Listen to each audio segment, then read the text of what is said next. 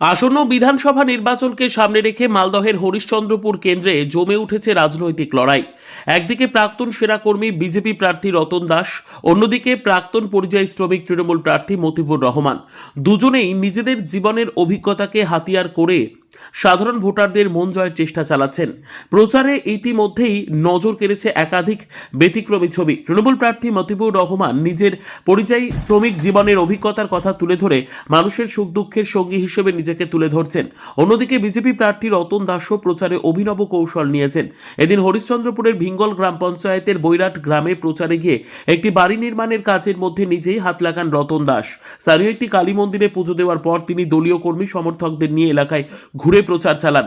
সেই সময় একটি বাড়িতে রাজমিস্ত্রির কাজ চলতে দেখে তিনি শ্রমিকদের সঙ্গে সিমেন্ট বালি মিশিয়ে ইটের গাঁথুনির কাজে অংশ নেন। এ প্রসঙ্গে রতন দাস বলেন, কোনো কাজই ছোট নয়, আমি অনেক কষ্ট করে বড় হয়েছি। পরে দীর্ঘদিন সেনাবাহিনীতে কাজ করেছি, সব ধরনের কাজ করার অভ্যেস রয়েছে।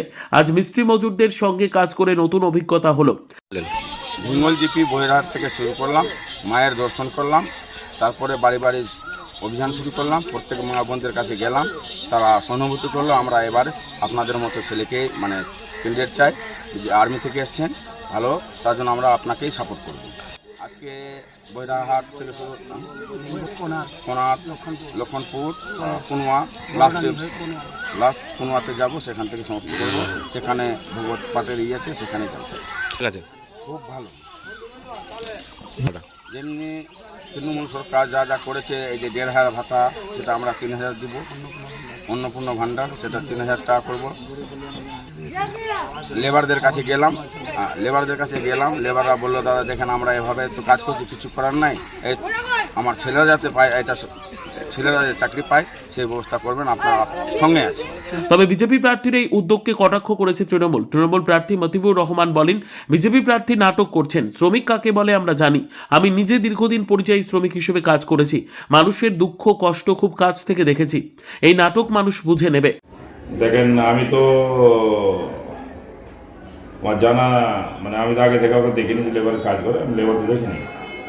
যেদিন থেকে টিকিটের ব্যাপারটা হয়েছে হতো, সেদিন থেকেও লেবার ম্যানেজ হতে পারে। কেন আমি তো নিজে লেবার আছি, আর লেবার যে করেছে, কাজ যে করেছে হাতে, ও জানে। এখনো বুরুস লিয়া খালি প্যান্ট করে বেরোলে তো লেবার বলা যাবে না, 1-2 দিন গেলে লেবার সে যাবে না। তো এই মোটামুটি কতদিন, আজকে কত 25 তারিখ, হ্যাঁ 22 দিন গেলে 25 দিন গেলে লেবার সে যেতে হবে না। লেবারের এইটা দেখতে হবে যে লেবার সাইজে কেমন করে কাজ করতে হয়, কেমন করে খবরা চালাতে হয়, কেমন করে ধান কাটতে হয়, কেমন করে পাট কাটতে হয়, ওগুলো কেটে দেখতে হবে, লেবার মানে দেখতে হবে। একটা বুঝলে খালি দেওয়ালে লেবার করলে তো হবে না। আর আমি দেখিনি লেবারের জন্য আমরা এই কাজ করেছি, আর আমাদের সরকারি কাজ করছে। আর ওই জন্য গরিবের বন্ধু, গরিবের পার্টিতে বলে যোগদান করেছে। আর হরিশঙ্করের মানুষ আমার সাথে আছে। আর আমি বলতে চাই হরিশঙ্কর মানুষকে, আপনারা আমার সাথে থাকেন। যত আমি আমার যেটা আমি আপনাকে অর্ডার করেছি আমি পুরো করবো। নির্বাচনের মুখে ভিন্ন পটভূমির প্রার্থীদের এই লড়াই ইতিমধ্যেই রাজনৈতিক মহলে জোর চর্চার বিষয় হয়ে উঠেছে। এই কেন্দ্রে সিপিআইএম এর প্রার্থী হিসেবে রয়েছেন শেখ খলিল। যদিও কংগ্রেস এখনও তাদের প্রার্থী ঘোষণা করেনি, তবে সব মিলিয়ে চতুর্মুখী লড়াইয়ের সম্ভাবনা ক্রমশ জোরদার হচ্ছে। এখন নজর সাধারণ ভোটারদের দিকে। শেষ পর্যন্ত তারা কাকে সমর্থন করেন সেটাই দেখার। মালদহ থেকে জিএম মুমিন, লোকাল 18 বাংলা।